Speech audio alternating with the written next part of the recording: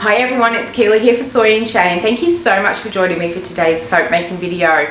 I was on the Fragrance Gardens website looking at what they had one day, and I noticed that they had a few fragrance oils that were named after places, and a couple of them were places here in Australia, and then there were a couple of international ones as well. So I got them all in and I decided I'd make some soaps and kind of represent the areas that they're from.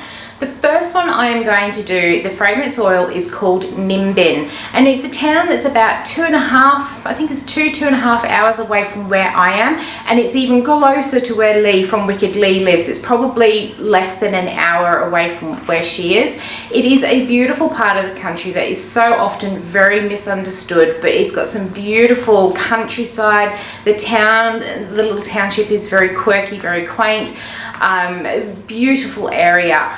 When I smelt the fragrance, I really understood where those fragrance notes were coming from, having actually visited the area several times myself and been on family holidays there too.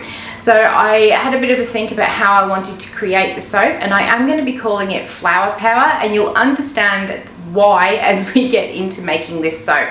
Let's go and see how I make my Flower Power soap using Nimbin. Let's go.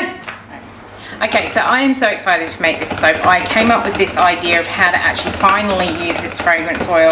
I got everything ready, and then I have been waiting all day to close the shop so I could do this one. This one's going to be a messy soap, but I think it's going to be fun and well worth it. So I've just poured my lye water into my oils. I'm going to bring this to just to emulsion because I have got lots of colours to split this one out for.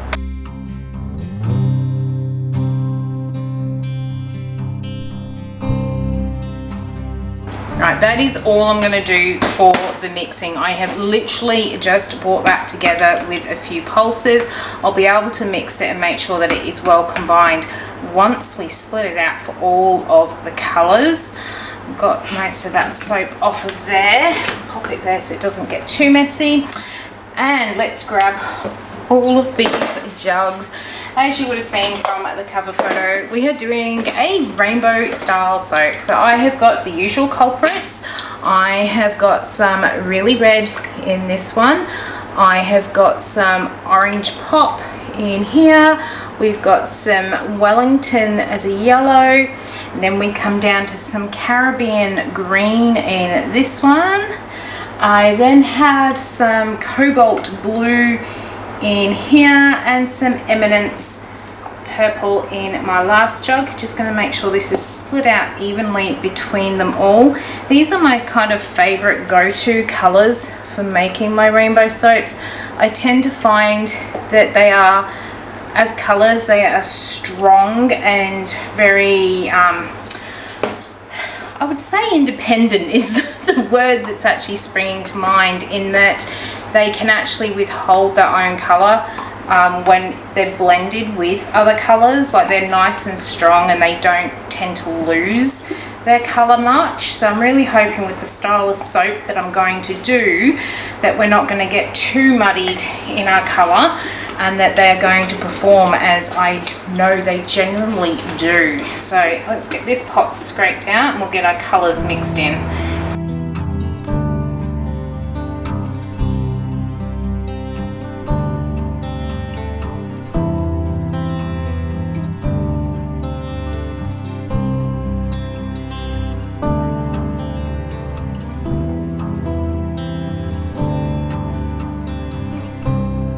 I don't know if you've ever noticed, but generally when I do my rainbow soaps, I tend to mix my colours in a very particular order, and it tends to be so that they go into colours that it doesn't really matter if they do combine. So I generally start with my yellow, because yellow is usually sort of the fussiest colour when you add other colours into it. I then go into my orange, because it doesn't really matter. Orange already has yellow in it, so it doesn't matter if you add that little bit more. And then red is on that same tone of the orange, so I tend to go there. And then I come back over to my purple, because purple generally has red and blue in it, so it doesn't matter if I add a bit more red. And then I can add it into my blue, because it doesn't matter if I put a bit of purple in my blue. And then again, green has blue in it. So that's generally how I mix them, and I don't end up with any problem with changing my colors from off my stick blender. These are all looking really good here. I am going to grab myself another spatula just to do the last 3 here. Then we'll grab our fragrance oil. And then, well, at least for some Aussies, the colour palette will make a lot of sense about what I'm doing here.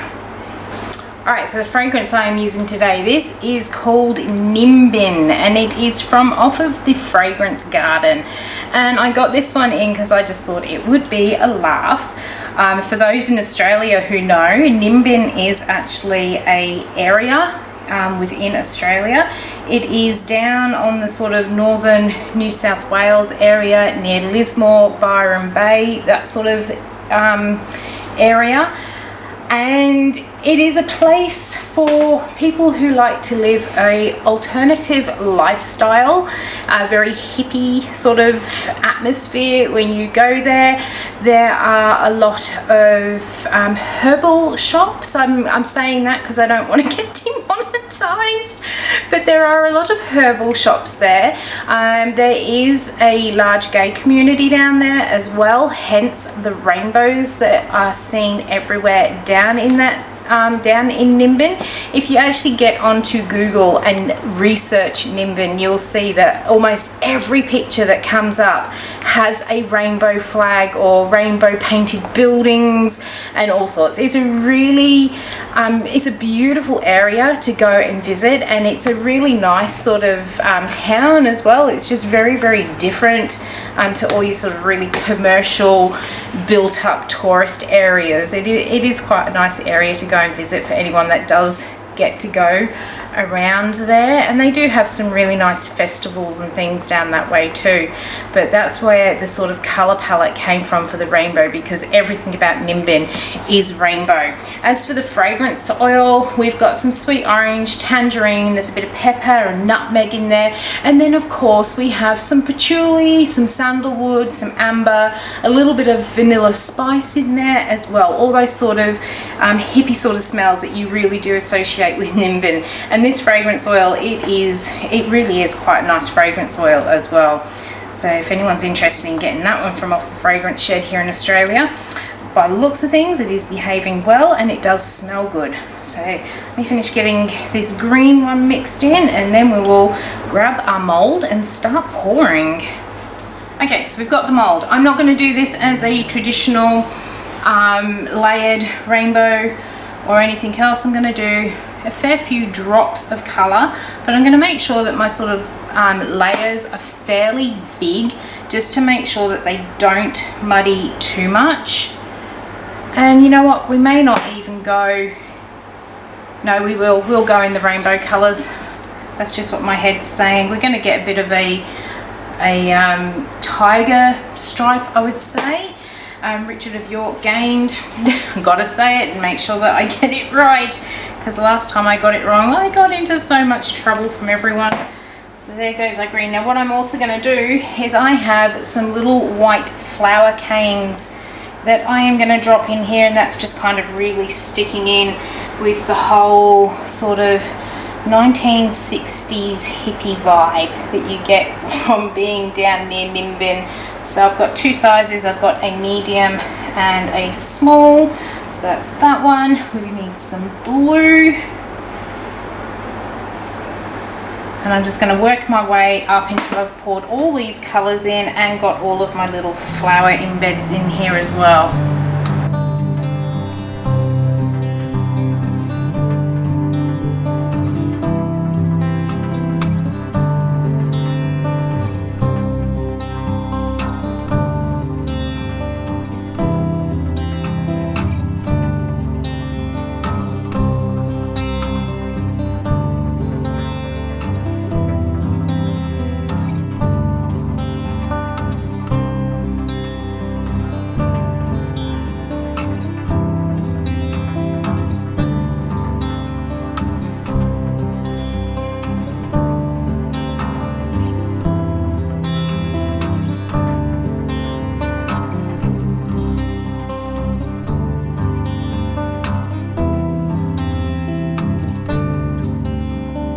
Alright, so just to finish it off, I am going to put a little bit of biodegradable glitter over the top. I'm using the clear holographic one because I really want all those colours to pop on through there. And I think I will also add in just a little bit of the Blizzard mica just to give it that little bit of shine as well. And there we have it. That is Nimbin in the mold. I am loving all those colors, and I really do hope it hasn't muddied on the inside, but I'll leave it sit here overnight and we'll be back in a moment to cut it up. And in the meantime, I'm going to clean up all of this mess. Okay, so let's cut into Nimbin. So far the colors are looking really good. It doesn't look too muddy, so fingers crossed. Now, so that I end up with the white flowers showing on either end of the soap bar and not having the really ugly ends here, I am going to cut this so that I only end up with 17 bars of soap. Let's just slide that across a little bit because I don't want this. There's a method to my madness. I basically want the sample pieces to be a good size rather than great big chunks. So we'll get a nice thin end, I'll get a thicker end and cut that in half. You didn't really need to know that, but hey, you can come along with me on my methods of madness. Alright, thump we go, and let's take a look. Now it does smell really good.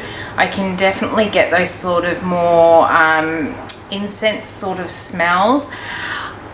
And look at that, that has got some real 60s vibe to it. That is absolutely awesome. Love how defined each and every one of those colors are. They definitely haven't muddied, which I am really, really happy about.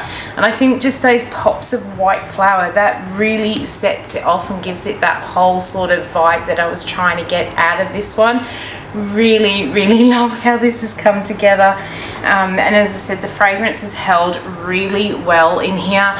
Doesn't look like we're getting any sort of discoloring. Usually you can tell if it's going to do it by the edges of the soap, and it's actually still nice and bright and clean and fresh in the colors. But I absolutely love how this has come up. It's exactly how I envisaged it would come out. Let's grab one from down this end. And there's some more. I'm getting some real Austin Power sort of vibes out of this soap as well. Absolutely love how it's come together.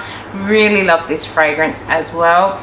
These are all going to be pretty much the same, a few different drops in there. I don't do my pours like this very often, but when I do, I love how they come out. Just all those little drops in there. So there it is. There is my Nimbin soap. If you are interested to know when this one comes out, or even want to know if it does discolor towards the end of its cure, come along and follow me over on Instagram, and I'll post pictures of it once it has finished its full cure process. And I hope you have enjoyed watching how I made this one. If you did, why not leave me a thumbs up and any comments down below. It really does help the videos to get out there. And until the next video comes out, I hope you have a great one, and I will see you then. Bye.